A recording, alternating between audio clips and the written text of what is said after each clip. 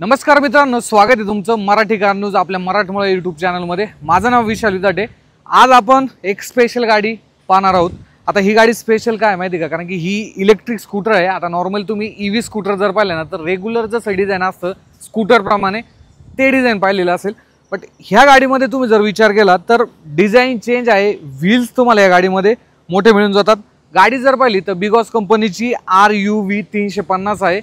Rider utility vehicle असं RUV याचा जो फुल फॉर्म आहे हा असा कंपनीने सांगितलेला आहे। टेक लोडेड आहे, कनेक्टिंग फीचर्स आहेत, काही सेगमेंट फर्स्ट फीचर देखील आहे। स्क्रीनवरती तुम्ही पाहू शकता या गाडीची जी प्राइसिंग आहे ती काय असणार आहे।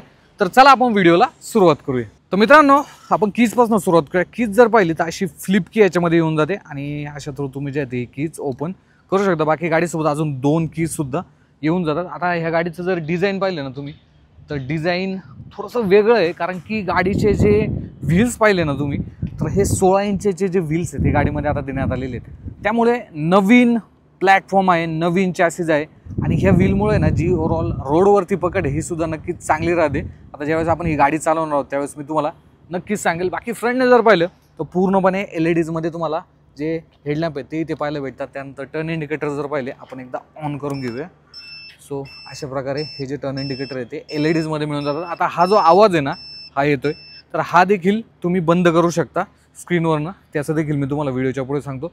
बाकी सस्पेन्शन जर पाहिलं तर हायड्रोलिक सस्पेन्शन जे आहे ते देण्यात आलेले, ते कॉम्बी ब्रेक आहेत आणि याच्याबद्दल देखील कंपनीने आम्हाला भरपूर सांगितलेलं आहे की इन केस एक केबल चालली नाही तर दुसरी केबल देखील वर्क होते।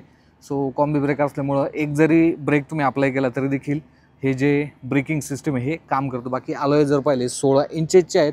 टायर साईज जर पाहिली तर टायर साईज मला थोडीशी छोटी वाटते, बट ओव्हरऑल जर पाहिलं ना तर म्हणजे एक ह्या स्कूटरच्या हिशोबानं जर पाहिलं नक्कीच चांगली आहे। 80 16चे जे टायर प्रोफाईल आहे हे तुम्हाला या ठिकाणी मिळून जाते। आता इथे जर पाहिलं ना हा जो गॅप तुम्ही पाहताय तर याच्या थ्रू आहे ना जी एअर आहे ती आतमध्ये जाते। आता ही आतमध्ये कुठे जाते माहिती का, इथे जर पाहिलं आतल्या साईडला इथे बॅटरी असणार आहे। सो बॅटरी आणि जे कॉम्पोनंट आहे इलेक्ट्रॉनिक कॉम्पोनंट इथपर्यंत ही हवा जाते आणि ज्याच्या थ्रू जी कूलिंग आहे ही सुद्धा ही गाडी करते। सो हे देखील एक नवीन टेक्नॉलॉजी आहे देण्यात आली, इथनंच देखील हवा जी आहे ते जाते। बाकी हा स्पेस जर पाहिला इथे मॅटिन ठेवलेले, सो इथे देखील बऱ्यापैकी स्पेस आहे आणि काही सामान वगैरे असेल ते तुम्ही इझिली या ठिकाणी ठेवू शकता। इथे जर आपण आलो इथे देखील स्पेस जो आहे तो देण्यात आलेला आहे। इथे जर आपण आलो तर USB एक पोर्ट आहे, तुमचा मोबाईल जो आहे तो चार्ज करू शकता।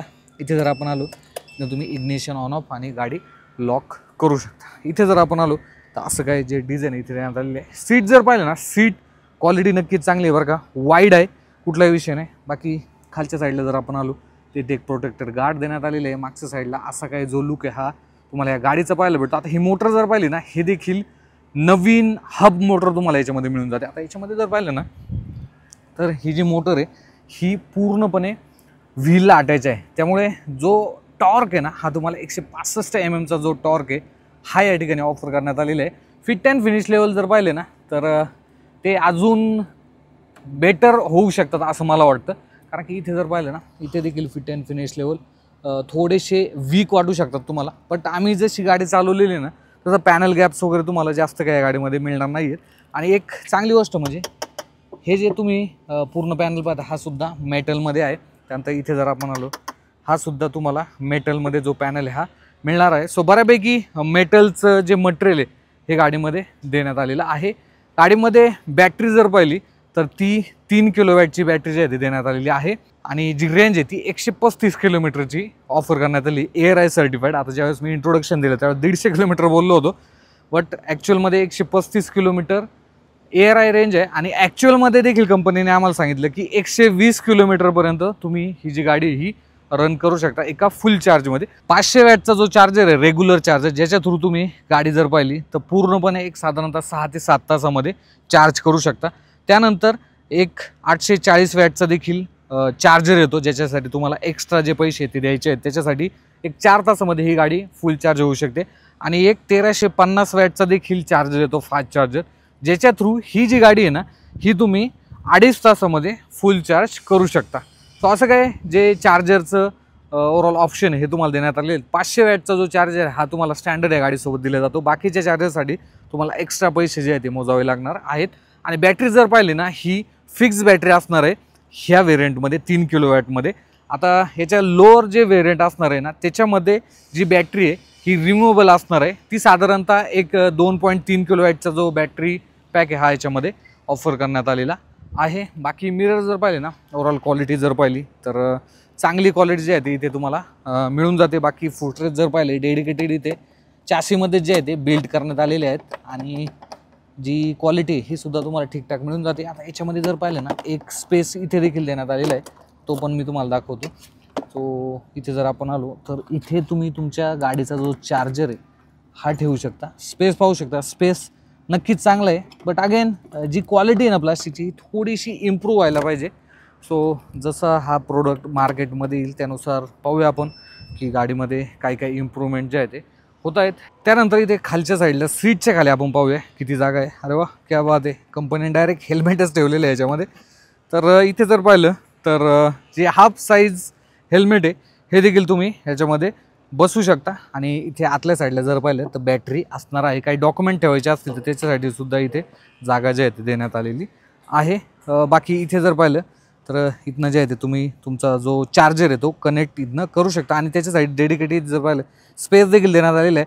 सो तुम्ही हे जे सीट आहे ना हे पूर्णपणे लॉक करून घेऊ शकता जेणेकरून चार्जर देखील सेफ राहील. या गाडीमध्ये एक वेकेशन मोड देखील देण्यात आलेलं आहे. आता वेकेशन मोडचं काय माहिती का, तर समजा तुम्ही एक साधारणतः 2-3 आठवडे 1 महिन्यासाठी बाहेर जातात तर तुम्ही इथनं पूर्णपणे जे बटन आहे हे ऑफ करू शकता जेणेकरून तुमची जी बॅटरी ती आहे तशीच राहील.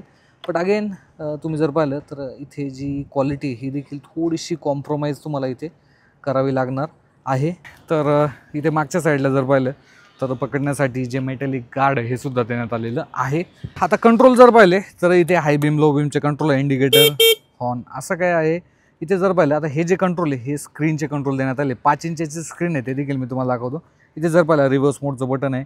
इथनं तुम्ही जो मोड आहे 3 मोड आहे, ड्रायव्हिंग मोड जे आहे ते तुम्हाला या गाडीमध्ये मिळून जातं आणि तुम्ही इथनं गाडी जे आहे ते इग्निशन ऑन करू शकता. बाकी डिस्प्ले जर पाहिला तर असं काय जे डिस्प्लेचं डिझाईन हे देण्यात आलेलं आहे. बऱ्यापैकी जर पाहिलं तर हा सनलाईट आहे पण तरी मी तुम्हाला दाखवण्याचा प्रयत्न करतो. असं काय लेआउट आहे इथे तुम्ही पाहू शकता. न्यूट्रल मोड, त्यानंतर इथे ट्रिप आणि त्यानंतर डिस्टन्स टू एमटी हे खूप महत्त्वाचं आहे. 81 किलोमीटर अजून देखील गाडी जाऊ शकते आणि 68% बॅटरी जे आहे ते गाडीमध्ये शिल्लक आहे. 73 किलोमीटर जे आहे ते ऑडोमीटरवरती दाखवते की ही गाडी चाललेली आहे. बाकी असं काय जो डिस्प्ले लेआउट आहे हा तुम्ही इथनं चेंज करू शकता. बाकी इथे जर पाहिलं तर आता इथे भरपूर असे ऑप्शन जे आहेत ते देण्यात आलेले आहेत. याच्यामध्ये तुम्ही गाडीचं स्टेटस पाहू शकता, गाडीची बॅटरी हेल्थ पाहू शकता. इथनं तुम्ही display, about, ride status, custom mode, utilities. युटिलिटीमध्ये समजा आपण जर गेलो तर आता ब्रेक प्रेस केल्यानंतर तुम्ही युटिलिटीमध्ये पाहू शकता की क्रूज कंट्रोल तुम्ही कस्टमाइज याच्यामध्ये करू शकता. त्यानंतर प्रोफाईलवरती जर आपण आलो तर इथे तुम्ही पाहू शकता. आता इथे ना डॉक्युमेंट देखील तुम्ही जे आहे ते ठेवू शकता. 2 प्रोफाईल तुम्ही इथे सेट करू शकता. त्याचसोबत डॉक्युमेंटवरती जर पाहिलं आपण तर इथे तुम्ही लायसन RC बुक जे आहे ते इथे सेव्ह करू शकता. इथे ड्रायव्हिंग लायसन दिसते. त्यानंतर जी RC ही देखील आपण इथे सेव्ह करू शकतो. त्यानंतर फॉल सेन्स आणि हिल होल्ड सुद्धा याच्यामध्ये देण्यात आले. स्पीड मोड्स देखील आहे. स्पीड मोडमध्ये जर पाहिलं तर इथे तुम्ही इकॉनॉमी, राईड आणि स्पोर्ट मोड असे सेव्ह करू शकता. प्लस इथे ॲडॅप्टिव्ह देखील देण्यात आलेले किंवा कस्टम देखील देण्यात आलेले. सो इन केस तुम्ही कोणाच्या हातात गाडी देतात, छोट्याल्या मुलांच्या ज्यांचं वय 18च्या वर आहे, त्यांच्याकडे ड्रायव्हिंग लायसन आहे बट तुम्हाला वाटते की त्यांनी 30 स्पीडपर्यंतच गाडी चालवायला पाहिजे, तर तुम्ही इथे कस्टम किंवा ॲडॅप्टिव्हमध्ये हे जे स्पीड हे देखील सेट करू शकता. सो असे काही फीचर जे आहेत त्याच्यामध्ये देण्यात आलेले आहेत. आता एकदा आपण गाडी चालूया. तर मित्रांनो, बिगॉस RU 350 जर पाहिलं ना, कंपनीने जसं सांगितलं होतं की वेगळा प्रोडक्ट आम्ही बनवलेला आहे, तर त्याप्रमाणे तुम्ही ज्यावेळेस गाडी चालवता ना तर अशा वेळेस तुम्हाला तो फील आहे ना हा नक्कीच येणार आहे. आता गाडी चालवण्यासाठी आम्हाला आहे ना लिमिटेड एरिया देण्यात आलेला होता. आम्ही बाहेर गाडी घेऊन जाऊ शकलो नाही. त्यामुळे बाहेरचे जे खराब रोड आहेत त्यांना जी रेंज टेस्ट आहे ती सुद्धा मला करायची होती बट ते काय आपल्याला करता आलेलं नाही आहे. या गाडीचं टॉप स्पीड जर पाहिलं तर 75चं टॉप स्पीड देण्यात आलेलं आहे. जो मॅक्झिमम टॉर्क आहे हा भेटतो तुम्हाला 165 न्यूटन-मीटरचा मॅक्झिमम टॉर्क मी तुम्हाला सांगितलेलं आहे बरं का. ओव्हरऑल जी रायडिंग हँडलिंग क्वालिटी ती चांगली आहे. ज्यावेळेस तुम्ही ही गाडी चालवता त्यावेळेस थोडंसं अप स्टँड बसलेला असा फील नक्कीच येतो. पण ज्यावेळेस तुम्ही रोडवरती असा शार्प टर्न घेता ना त्यावेळेस जे टायर साईज आहे ना ही कुठेतरी कमी ही तुम्हाला नक्कीच जाणवते. त्याचसोबत काही फिट अँड फिनिशचे जे लेवल आहेत त्या ठिकाणाहून तुम्हाला म्हणजे फिट अँड फिनिश जर पाहिले काही काही ठिकाणाहून प्लॅस्टिक जे पॅनल आहे त्याच्यातून जो आवाज आहे हा देखील या गाडीमधून येऊ शकतो. आणि गाडीचा ब्रेकिंग परफॉर्मन्स जर पाहिला ना तो देखील चांगला आहे. कॉम्बी ब्रेक जे आहे ते गाडीमध्ये यूज झालेले आहे. सो ओव्हरऑल सध्या जर पाहिलं ना ज्या टायमिंगमध्ये आम्ही गाडी चालवलेली आहे तर त्याच्यामध्ये ठीकठाक जो परफॉर्मन्स आहे हा गाडीने आम्हाला दिलेला आहे.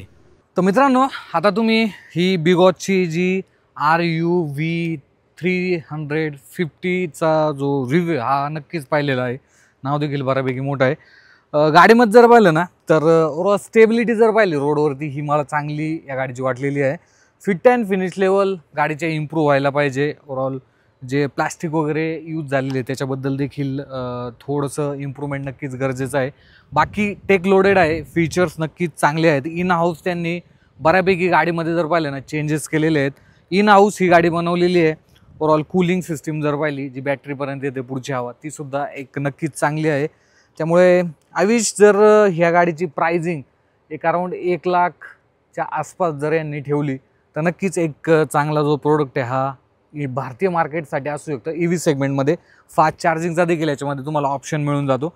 त्यामुळे हा काय रिव्ह्यू होता. बाकी ज्या EV कंपन्या आहेत त्यांना माझं एक सांगणं आहे की ज्यावेळेस पण तुम्ही कुठलाही प्रोडक्ट मार्केटमध्ये लॉन्च करता त्यावेळेस शोरूमची कनेक्टिव्हिटी खूप महत्त्वाची असते. भरपूर शोरूम्स ओपन करतात त्यांचे आउटलेट आणि 1 वर्षानंतर 1.5 वर्षानंतर ते बंद होऊन जातं. त्यानंतर मग कस्टमरला आफ्टर सेल्स सर्व्हिसेस ज्या असतात त्यासुद्धा खूप महत्त्वाच्या असतात. मी एकाच ब्रँडबद्दल बोलत नाही आहे. ऑलमोस्ट सगळ्याच ब्रँड आत्तासुद्धा जे पण लीड करत आहेत मार्केटमध्ये त्यांच्यामध्ये सुद्धा हा प्रॉब्लेम जो आहे तो येतो. मोस्टली मेट्रो सिटीजमध्ये तर शोरूम उपलब्ध होऊन जातात. बट रुरल एरियामध्ये किंवा काही सिटी एरियामध्ये जर पाहिलं तर असे लोकांना प्रॉब्लेम जे आहेत ते फेस करावे लागतात. सो त्याच्याबद्दल कंपन्यांनी नक्कीच विचार करायला पाहिजे. बाकी तुमचे अजून देखील या गाडीबद्दल काही प्रश्न आले असेल तर कमेंट बॉक्समध्ये विचारायला विसरू नका. आणि अशाच प्रकारच्या माहितीपूर्ण व्हिडिओसाठी सबस्क्राईब करायला विसरू नका मराठी कार न्यूज. मी भेटतो तुम्हाला पुढच्या असेच एका नवीन व्हिडिओमध्ये. धन्यवाद.